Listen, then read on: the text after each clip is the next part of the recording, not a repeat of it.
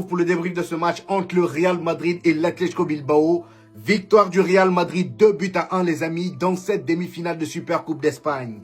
On part pour rejoindre le FC Barcelone les amis, qui sont qualifiés hier, mais d'une manière beaucoup trop facile. 4-0 dès la 39e minute face à Bilbao, c'est au quart là. Et aujourd'hui pour ce match du Real Madrid, moi je savais que ça allait être un peu plus compliqué, étant donné qu'en face c'est l'Atlético de Madrid et pas Bilbao. La dernière fois qu'on a joué face à eux, ils nous ont tapé 5-2.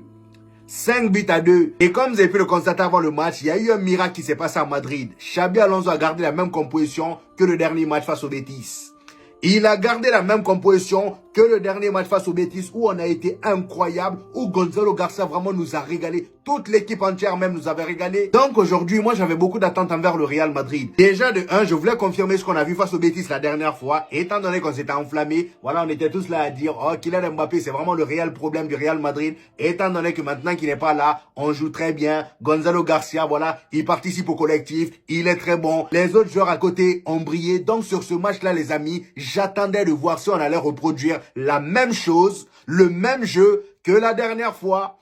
Résultat, le Real Madrid. Résultat, ils m'ont vendu du rêve. Voilà.